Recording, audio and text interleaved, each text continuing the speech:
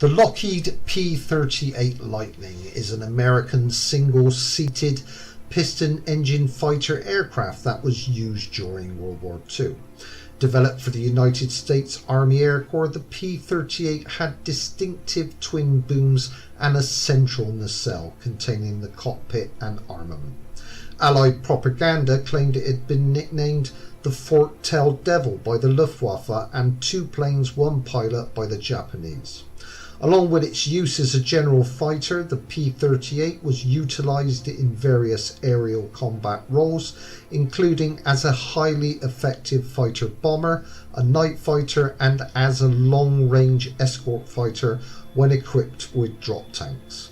The P-38 was also used as a bomber-pathfinder, guiding streams of medium and heavy bombers, or even other P-38s equipped with bombs to their targets. Used in the aerial reconnaissance role, the P-38 accounted for 90% of the aerial film captured over Europe. The P-38 was used most successfully in the Pacific Theatre of Operations and the China-Burma-India Theatre of Operations as the aircraft of America's top aces. Richard Bong, 40 victories, Thomas Maguire, 38 victories, and Charles H. MacDonald, 27 victories.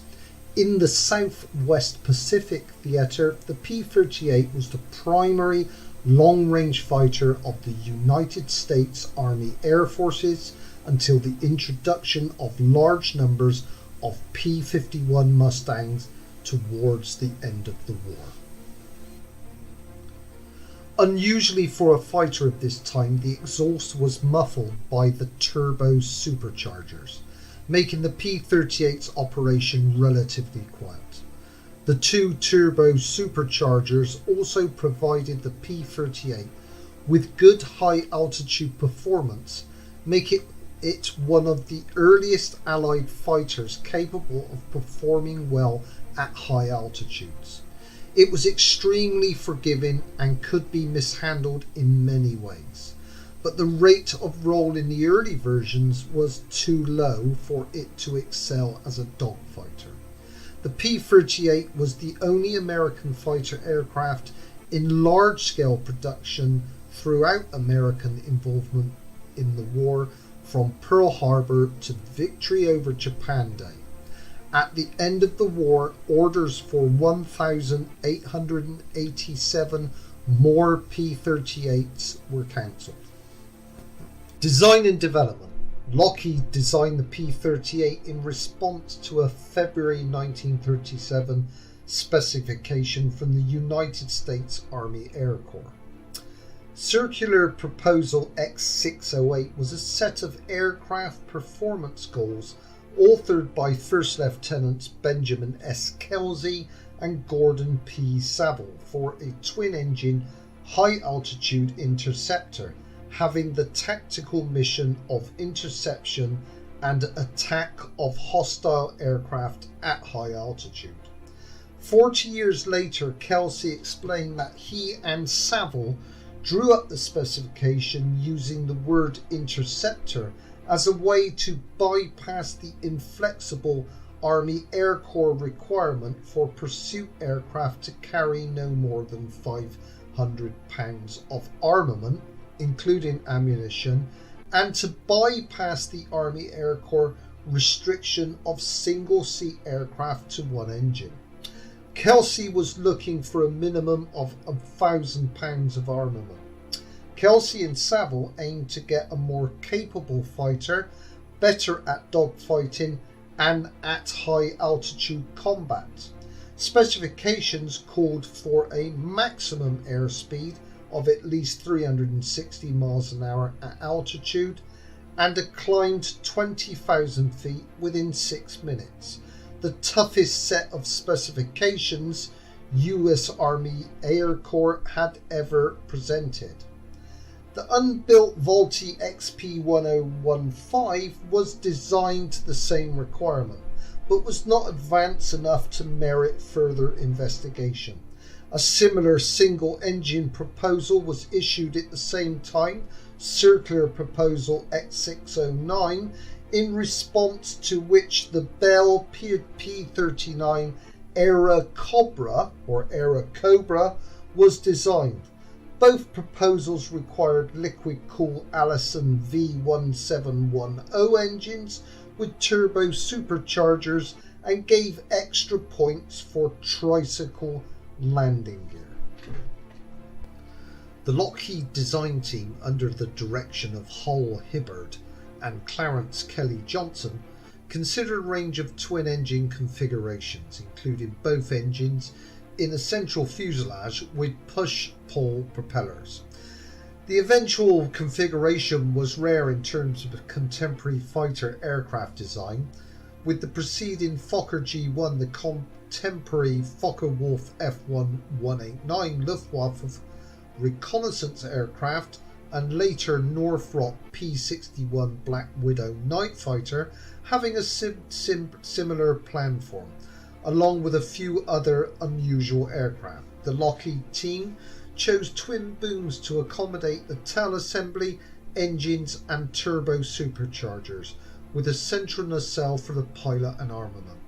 The XP-38 gondola mock-up was designed to mount two 50 caliber M2 Browning machine guns with 200 rounds per gun, two 30 caliber Brownings with 500 rounds per gun, and a T1 Army Ordnance 23mm autocannon with a rotary magazine as substitute for the non-existent 25mm Hotchkiss aircraft autocannon replaced the T1. The 15 rounds were in 5-round clips, an unsatisfactory arrangement according to Kelsey, and the M9 did not perform reliably in flight. Further armament experiments from March to June 1941 resulted in the P-38E combat configuration of 4 M2 Browning machine guns and one Hispano 20mm autocannon with 150 rounds.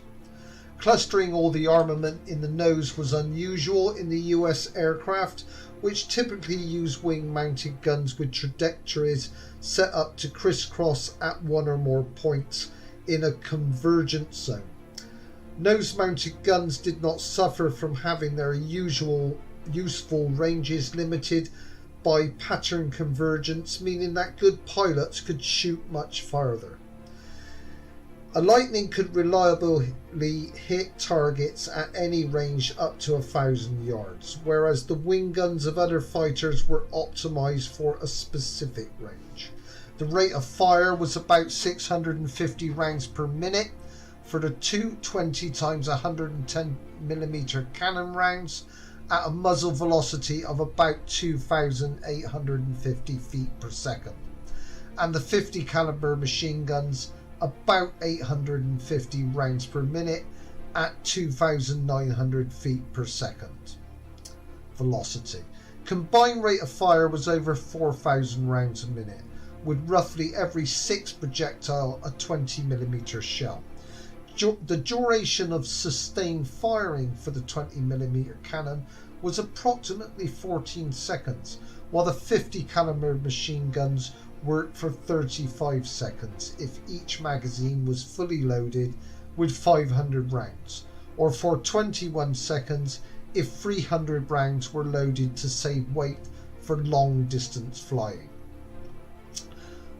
The Lockheed design incorporated tricycle undercarriage and a bubble canopy and featured two 1,000 horsepower 750 kilowatt turbo supercharged 12-cylinder Allison V1710 engines fitted with counter-rotating propellers to eliminate the effect of engine torque. With the turbochargers positioned behind the engine, the exhaust side of the units exposed along the dorsal surfaces of the booms. Counter-rotation was achieved by the use of handed engines, the crankshafts of the engines turned in opposite directions, a relatively easy task for the V1710 modular design aircraft power plant. The P-38 was the first American fighter to make extensive use of stainless steel and smooth, flush riveted butt jointed aluminium skin panels. It was also the first military plane to fly faster than 400 miles an hour in level flight. Operational history. The first unit to receive P-38s was the 1st Fighter Group. After the attack on Pearl Harbor, the unit joined the 14th Pursuit Group in San Diego to provide West Coast defense. Entry to the war. The first Lightning to see active service was the F-4 version, a P-38E in which the guns were replaced by 4 K-17 cameras. They joined the 8th Photographic Squadron in Australia on the 4th of April 1942.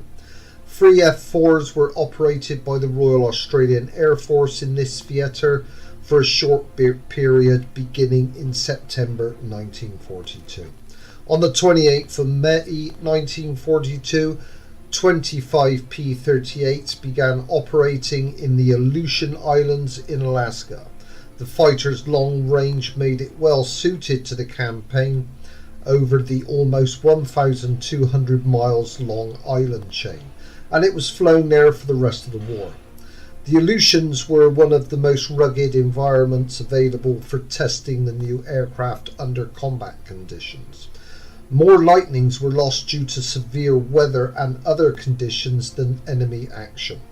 There were cases where Lightning pilots, mesmerized by flying for hours over grey seas under grey skies, simply flew into the water. On the 9th of August 1942, 2 P-38Es of the 343rd Fighter Group, 11th Air Force, at the end of a 1,000 miles long-range patrol, happened upon a pair of Japanese Kawanishi H-6K Mavis flying boats and destroyed them, making them the first Japanese aircraft to be shot down by Lightning. Thanks for listening and watching, and until next time.